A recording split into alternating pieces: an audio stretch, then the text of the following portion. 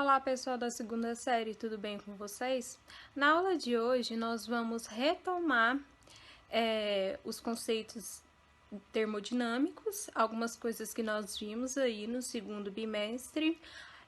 Vou revisar com vocês as leis da termodinâmica e alguns conceitos, resolver exercícios para que vocês possam relembrar esses conceitos. Então, boa aula, qualquer dúvida é só chamar, estou à disposição de vocês. Beijos! Pessoal, então vamos lá recordar primeiro o conceito de termodinâmica. O que a termodinâmica estuda? Então, a termodinâmica surgiu oficialmente no início do século XIX, mas já haviam estudos a respeito do assunto antes do século XVIII. Esse ramo da física foi criado durante a Revolução Industrial, com o objetivo de desenvolver máquinas a vapor mais eficientes. As leis da termodinâmica estudam os sistemas em que há trocas de energia e como esse calor altera os estados de temperatura, pressão e volume em processos físicos.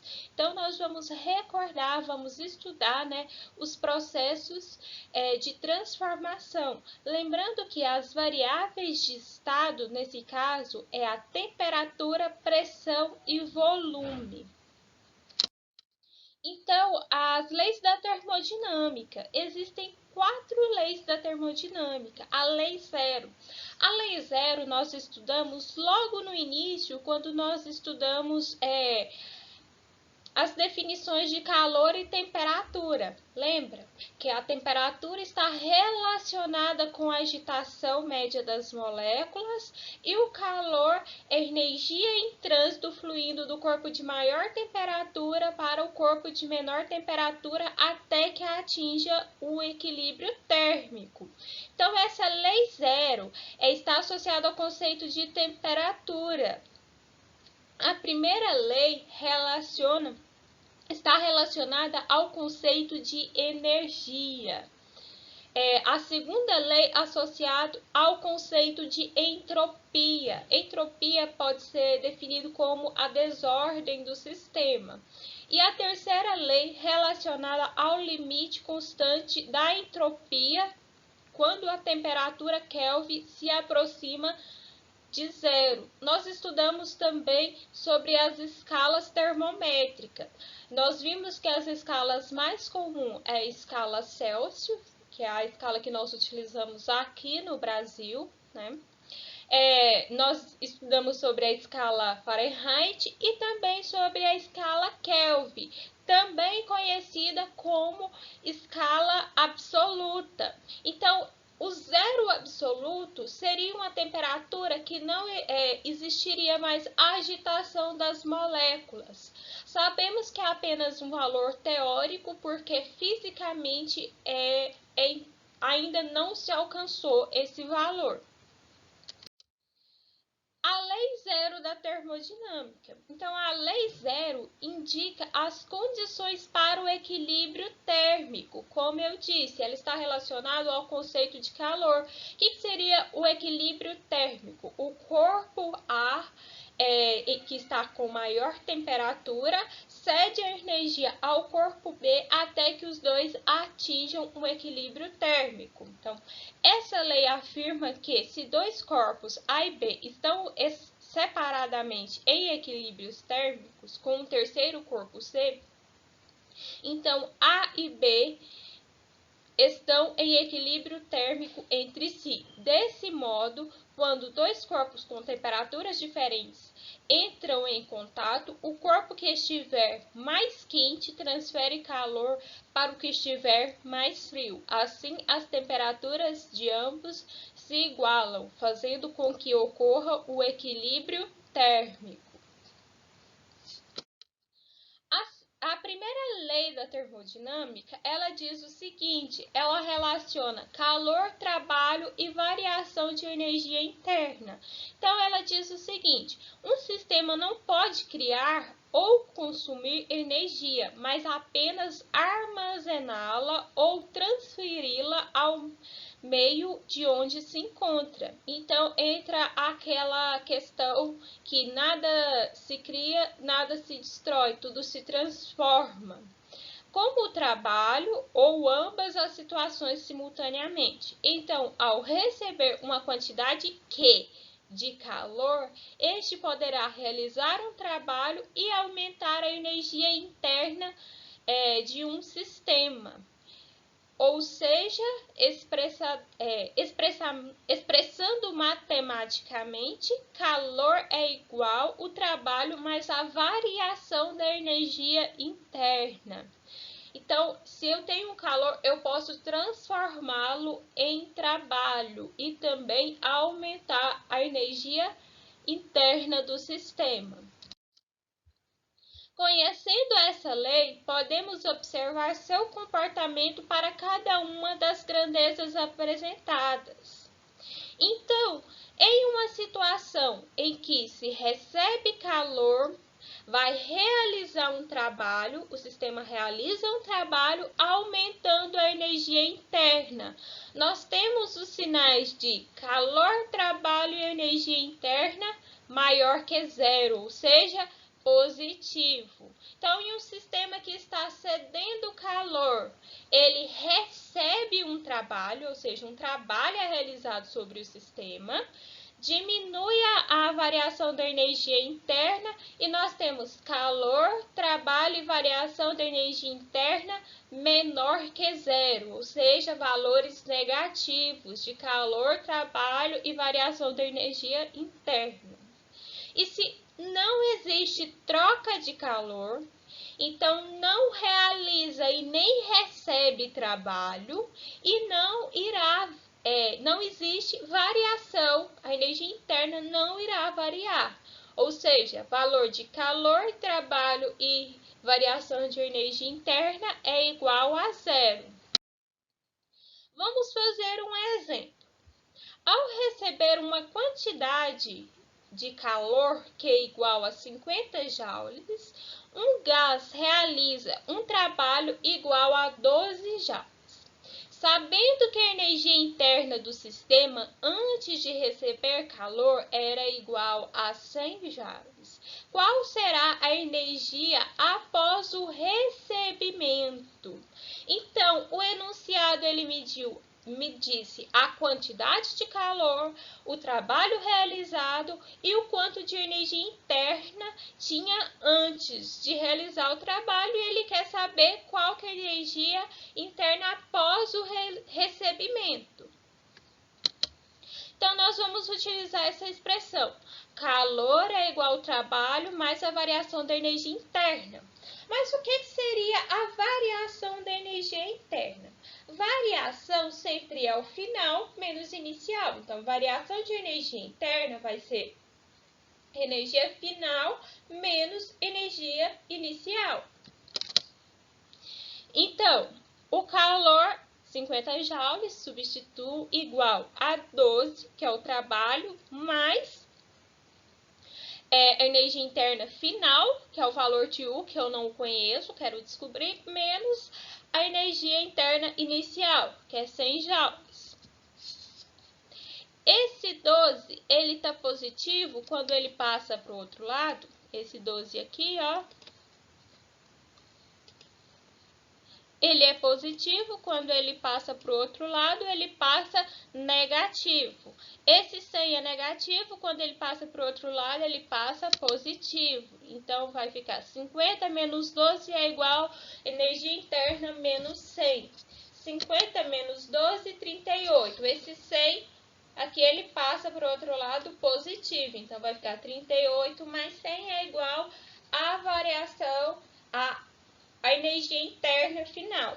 Então, 100 mais 38, 138. Então, a energia após o recebimento vai ser de 138 joules. A segunda lei da termodinâmica. Nós temos dois enunciados para a segunda lei da termodinâmica. Então, o primeiro enunciado, ele diz o seguinte: O calor não pode fluir de forma espontânea de um corpo de menor temperatura para um corpo de temperatura mais alta. Então, ele diz o seguinte: o calor, de forma espontânea, ele sempre flui do corpo de maior temperatura para o corpo de menor temperatura.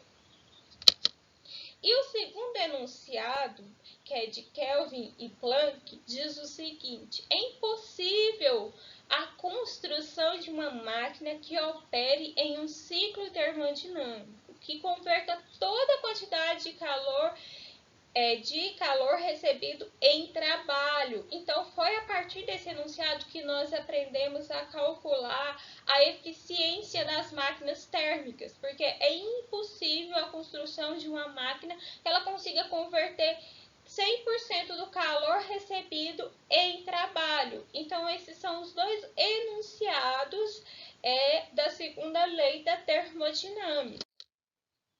Então, chamamos máquina térmica o dispositivo que, utilizando duas fontes térmicas, faz com que a energia térmica se converta em energia mecânica, trabalho.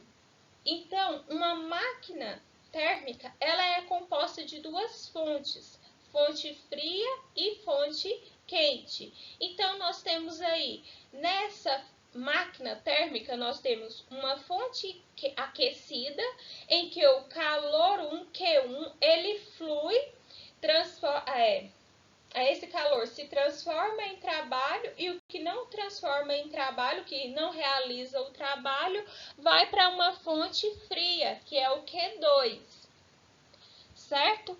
Lembrando que nesse dispositivo, o calor ele está fluindo de forma espontânea. Já a fonte térmica fornece uma quantidade de calor Q1, que no dispositivo transforma-se em trabalho, mais uma quantidade de calor que não é capaz de ser utilizado como trabalho Q2. Assim, é válido que o módulo do trabalho é igual a Q1 menos Q2. Nas máquinas térmicas de resfriamento ou máquinas frigoríficas, como por exemplo a geladeira, o fluxo de calor acontece da temperatura menor para o de maior temperatura. Mas conforme a segunda lei da termodinâmica, esse fluxo não acontece espontaneamente. Logo, é necessário que haja um trabalho externo. Então, observe que no outro modelo de máquina térmica que nós vimos, a setinha do trabalho aqui, ó, ela indicava que estava saindo. Nesse caso aqui, ela indica que está entrando, porque é necessário que eu realize um trabalho sobre o sistema, para que observe que agora o calor ele está fluindo da fonte fria, ou seja, de menor temperatura, para a fonte de aquecimento de maior temperatura. É o caso da geladeira. A geladeira, ela retira calor do seu meio interno, que é mais frio, e joga para o ambiente. Para que ela realize isso, é necessário que um trabalho seja aplicado sobre ela. Pessoal, então vamos para a terceira lei da termodinâmica. A terceira lei da termodinâmica sustenta a ideia de que a entropia de um sistema com temperatura igual a zero absoluto tem uma constante pouco variável. A teoria explica que quanto mais próximo da temperatura de zero absoluto um cristal perfeito estiver, mais a entropia se aproximará de zero. A entropia se tornará absoluta também. Então, o que isso significa? Para entender, primeiro vamos recordar o conceito de entropia. Então, o conceito de entropia, em geral, é associado ao grau de desordem do sistema que pode ser relacionado com a organização espacial e energética das partículas que compõem. Assim, quanto maior a entropia, maior tende a ser a desordem do sistema e menor a ordem dele, certo?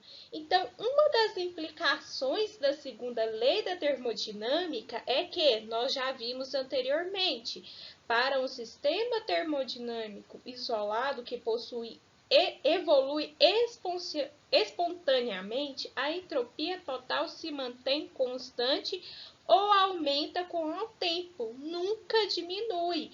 Ou seja, a temperatura ela tende a fluir, o calor ele tende a fluir do corpo de maior temperatura para menor temperatura. É isso que diz a segunda lei da termodinâmica.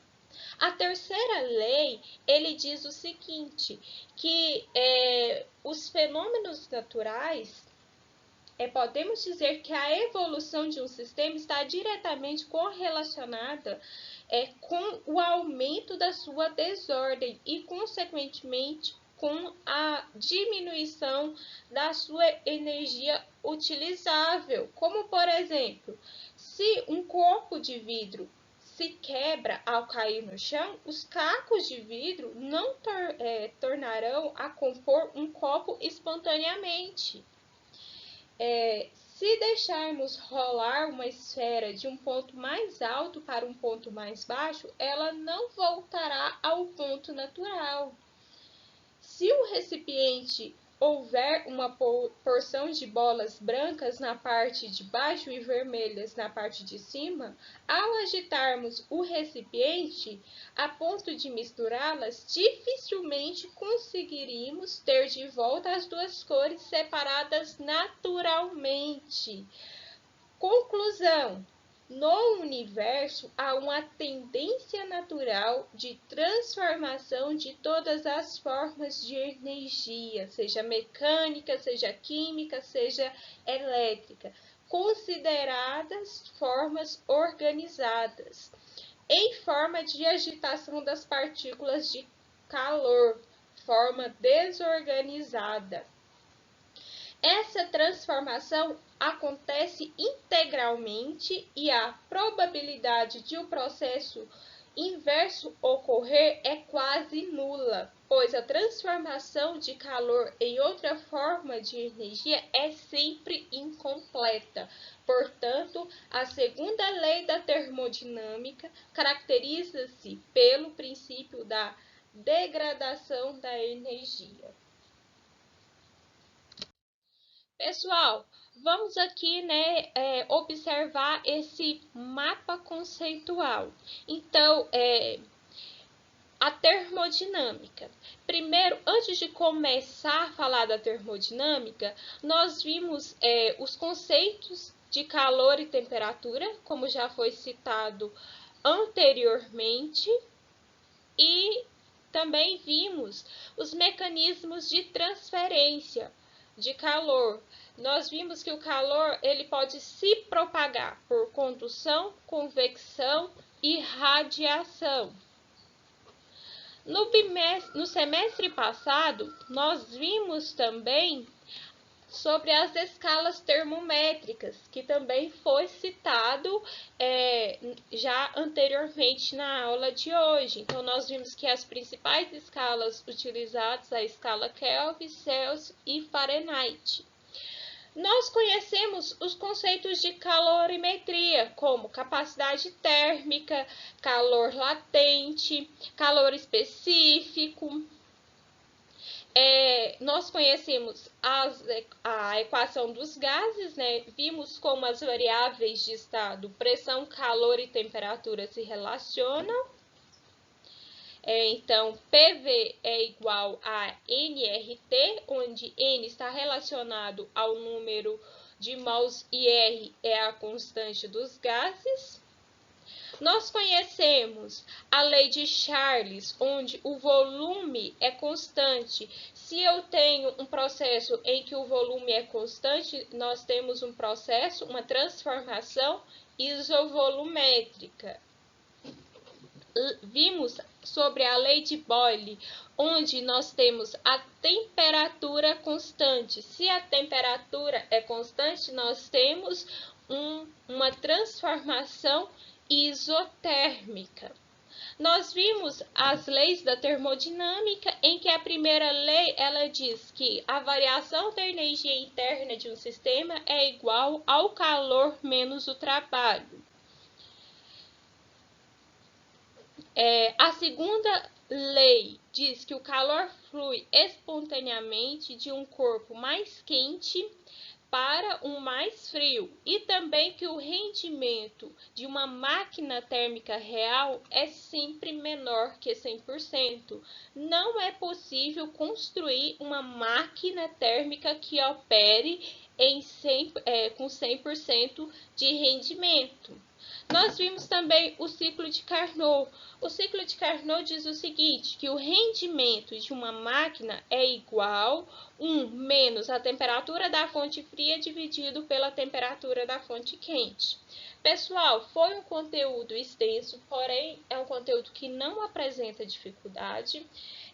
Eu resumi de forma geral, focando nas leis da termodinâmica, que foi um conteúdo que nós vimos de forma mais rápida, por isso que eu preferi revisá-lo. Mas se vocês tiverem dúvidas em qualquer outra questão, é só chamar, só perguntar no grupo que eu respondo vocês. Então, beijos, boa aula, qualquer coisa é só chamar.